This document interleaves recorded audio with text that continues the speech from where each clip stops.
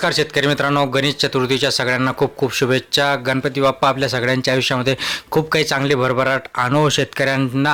शेतकऱ्यांना खरंच बळी राजा बनवलं जायला पाहिजे आणि शेतकरी राजा बनवायला पाहिजे असं आपण गणपती बाप्पाच्या चरणी प्रार्थना करू। मित्रांनो, जो काही 307 कोटी रुपयांचा अतिवृष्टीचा निधी आहे तो निधी मंजूर करण्यात आलेला आहे शासनाकडून आणि ही जी निधी आहे हा जो रक्कम आहे हा शेतकऱ्यांच्या अकाउंटमध्ये डिपॉझिट होणार आहे। आता याच्यामध्ये सगळ्यात महत्त्वाचं म्हणजे शेतकऱ्यांना अजून थोडंसं गैरसमज किंवा थोडंसं शेतकऱ्यांच्या मनामध्ये डाऊट आहे की हा जो निधी हा निधी ॲक्च्युली ह्या वर्षाचा आहे का मागच्या वर्षाचा आहे, कारण की ह्या वर्षामध्ये देखील हा GR यायच्या आधी खूप काही शेतकऱ्यांचं नुकसान झालं। शेतकऱ्यांच्या नुकसान भरपाईसाठी मुख्यमंत्री कृषी मंत्री देखील त्यांच्या बांधावर जाऊन आले आणि त्याच्याच नंतर हा GR काढण्यात आला। आता ॲक्च्युली हा जो GR आहे हा GR होता मागच्या वर्षीची जी काही नुकसान भरपाई झाली होती नोव्हेंबर ते जुलै काळामध्ये 23 नोव्हेंबर 2023 ते जुलै 2024 या काळामधील जी काही नुकसान भरपाई झाली होती, अतिवृष्टी झाली आणि याच्यासाठी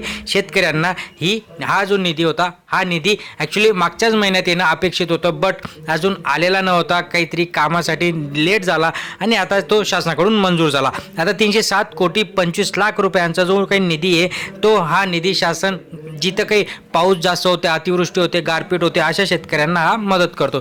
याच्या आधीही शासनाने 144 कोटी रुपये हे शेतकऱ्यांसाठी आणि 2109 कोटी रुपये देखील शेतकऱ्यांसाठी मंजूर केले होते।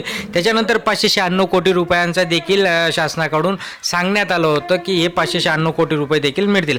आता हा जो काही 26 जिल्ह्यांसाठी म्हणजे 307 कोटी रुपयांचा निधी आहे हा निधी कोणत्या शेतकऱ्यांना मिळणार आहे ते पण आपण थोडक्यात जाणून घेणार आहे, कारण की याच्यामध्ये शासनाकडून जो काही प्रति हेक्टरी जर बघायला गेलं तर जिरायत पिकांच्या नुकसानीसाठी मदत 13,600 प्रति हेक्टरी हे 3 हेक्टरच्या मर्यादेमध्ये मिळते आणि बागायत पिकाच्या नुकसानीसाठी मदत जी आहे ती 27,000 प्रति हेक्टरी 3 हेक्टरच्या मर्यादेमध्ये शासनाने आधी 2 हेक्टरवरून 3 हेक्टर याची वाढवली होती। नंतर बहुवार्षिक पिकाच्या नुकसानीसाठी मदत जी आहे ती 36,000 प्रति हेक्टरी 3 हेक्टरच्या मर्यादेमध्ये शासनाकडून मिळते। आता याच्यामध्ये जे काही जिल्हे आहेत बघा, याच्यामध्ये भंडारा जिल्हा आहे, ठाणे आहे, पालघर आहे, रायगड आहे, रत्नागिरी आहे, सिंधुदुर्ग जिल्हा याच्यामध्ये त्यांच्याकडून सांगण्यात आलं आहे की ह्या जिल्ह्यांना याच्यातनं नुकसान भरपाई मिळणार आहे। गोंदिया आहे, कोल्हापूर आहे, सांगली आहे, नंतर अमरावती, अकोला, यवतमाळ, बुलढाणा, वाशिम हे जिल्हे याच्यामध्ये पात्र झाले आहेत।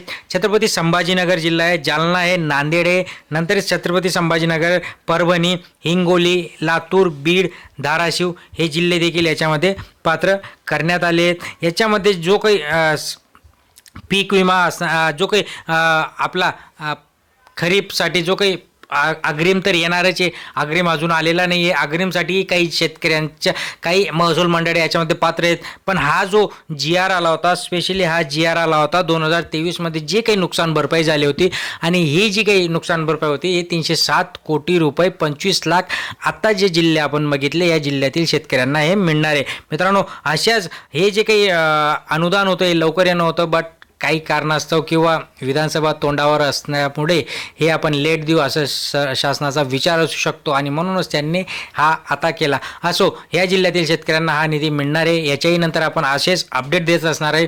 अजून तुम्ही जर आपल्या चॅनलला सबस्क्राईब केलं नसेल सबस्क्राईब करा, लाईक करा, व्हिडिओला जास्तीत जास्त शेअर करा। धन्यवाद।